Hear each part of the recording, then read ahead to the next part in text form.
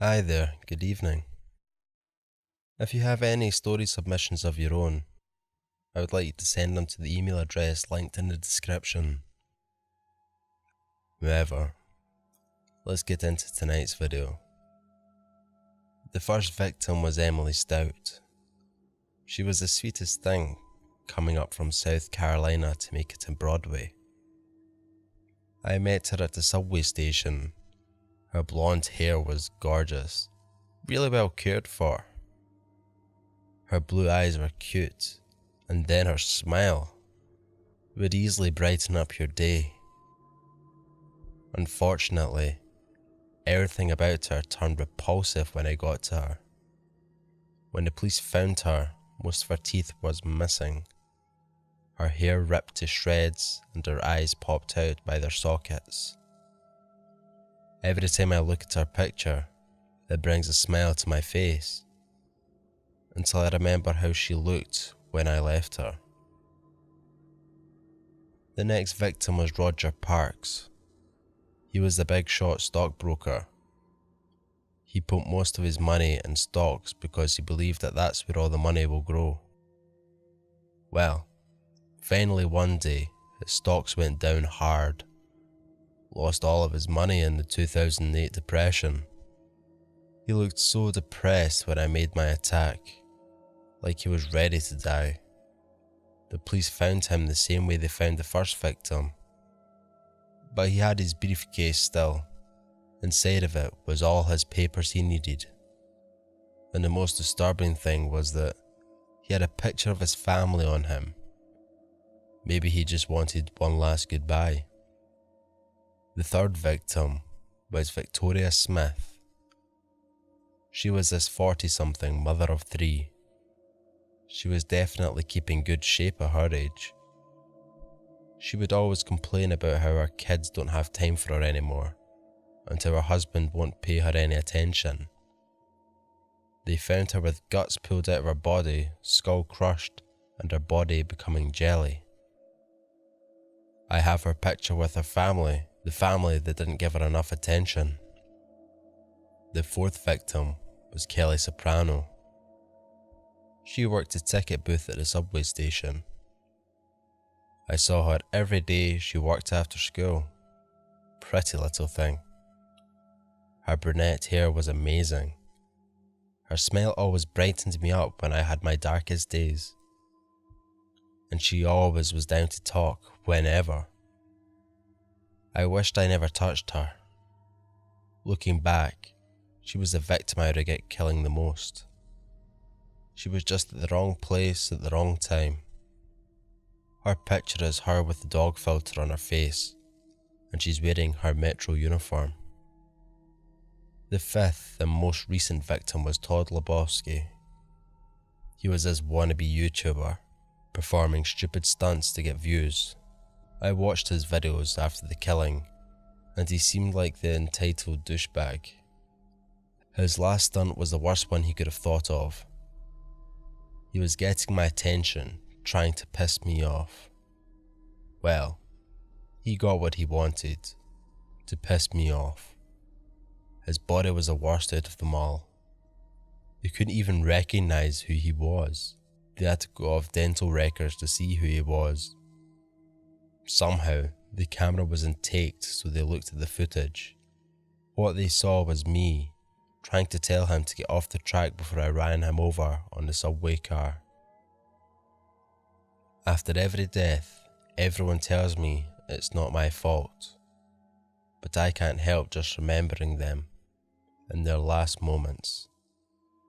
I started to feel better when I took pictures of them and hung them in the subway cars I drive for the day.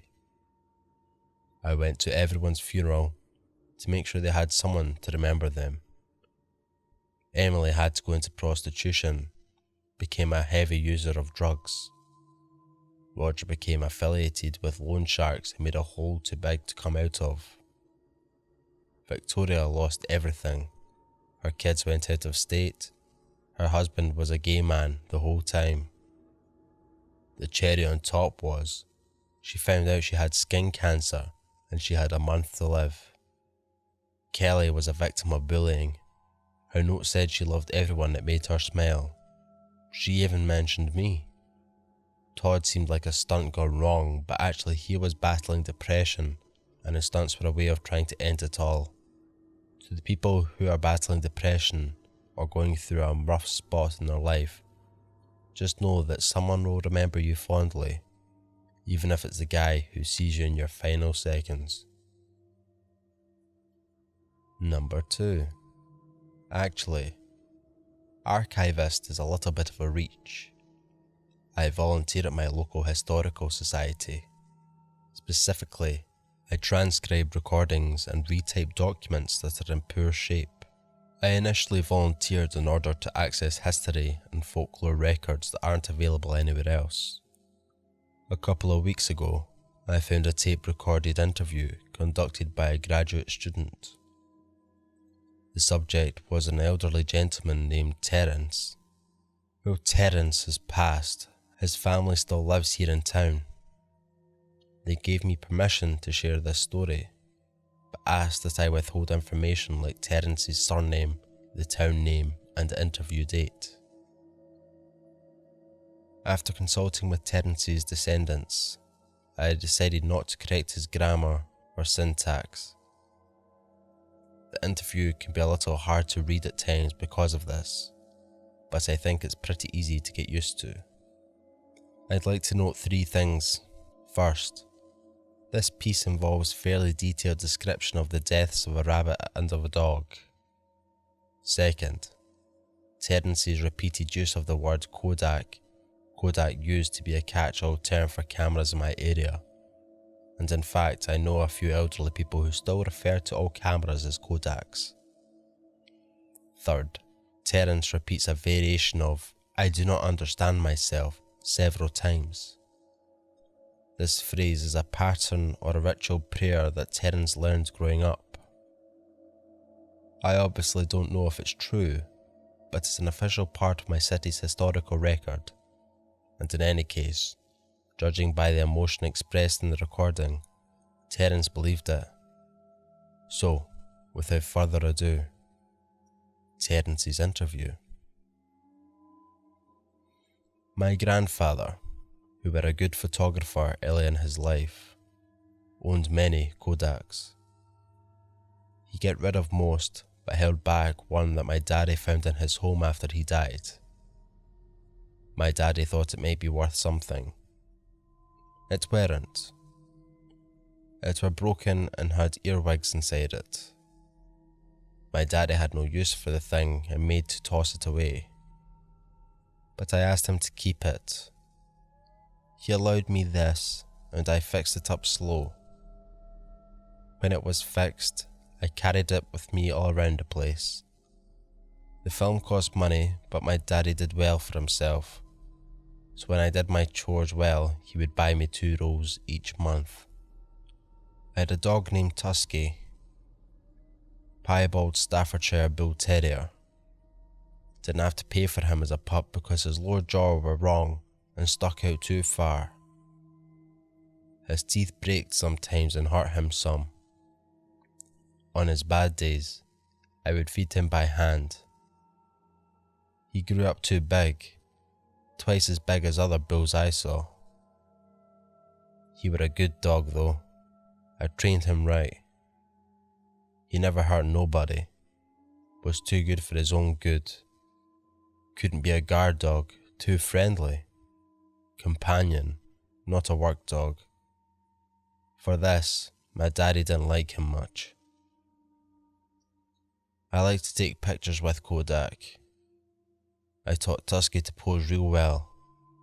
I took many pictures of him.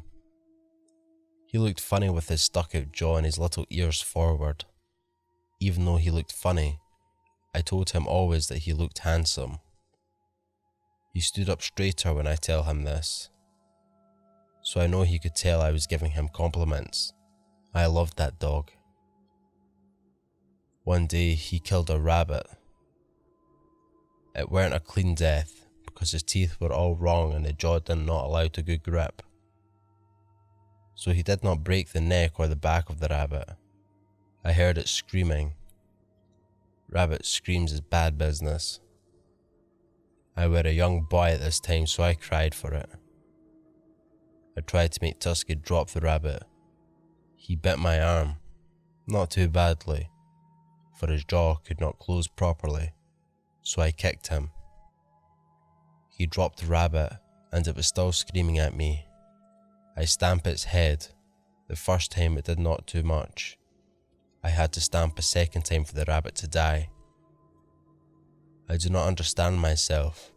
I was scared and sad and very mad at Tusky. Pictures should not have been on my mind, but they were. I took pictures of the rabbit. After a bit, the rabbit began to scream again. Tusky lost his mind and attacked it again, tearing one of the ears off before I could call him off. Then the rabbit dragged itself up, crushed head, broken legs, all dangling behind it, and trying to crawl away. I do not like to kill things, but it would be a cruelty to let this animal drag off and die slow, so I took a rock and smashed him once for all. I leave it in a lightning tree and go home. I do not understand why I do things I did.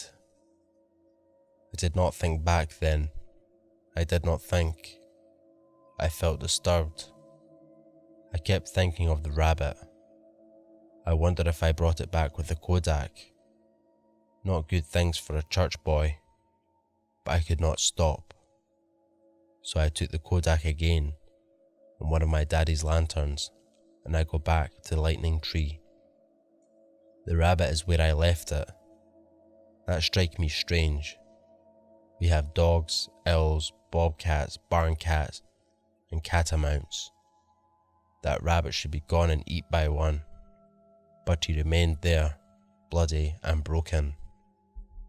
I took another picture of him. He started to scream, I don't know how. His head was crushed from me stamping on the rock. I see one eye in his teeth, the rest is flat, and I see ants crawling through him. He gets up with some difficulty, then he see me with his one eye and hop at me. He slid his teeth into my finger, hang skew. For his head was too flat to close his teeth properly. He did not let go, he seemed angry. I smash him into lightning tree and kill him a third time. Then I bury him and go back home. My mama were angry with me and whooped me. Then she dressed the bite and sent me to bed. I tell her it were Cricket, our barn cat, so she would not know what I did. I put the Kodak away and took no pictures for a full season. My daddy still gave me the 2 film rolls each month, but I hid them away. One morning in the autumn, my parents were out. I was by myself at home. Tusky chased Cricket across the road and get hit by a car. It flipped him up and under the wheels, taking the skin from his ribs and throwing him back to our easement. He tumbled down to our yard. I do not understand myself now or then. I get the Kodak and put the new film in, then I bring it outside to take pictures of my good dog. No sooner I snap the picture than Tusky roll his head and howl. Tusky, I tried to say. Only I was crying my heart out. You a good boy, you be okay? Tusky turned his head.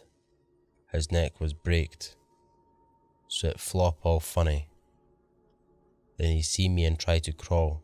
He whine and howl when his ribs scraped the rocks. I went to him, but it were a bad idea. He growl and snap at me. At first I think it because he's in such pain, but that isn't true. My good boy, he had brown eyes before he died. After I take picture, one eye become green, hot white green like in lightning storms. Then Tusky bite me hard and he won't let go. He tried to shake, but with his neck braked could not. He just did his teeth and harder. My daddy and my mother come back then. My daddy get a gun and shoot Tusky. I did not take any more pictures. I have my daddy take me to see the trains one day, and I leave the Kodak on the tracks for a train to smash. This is the last I see or hear of that Kodak. I apologize for crying at you, sir. It's not like me to cry. So that's all for these disturbing, no-sleep tales. The descriptions and credit to the authors will be linked in the description below.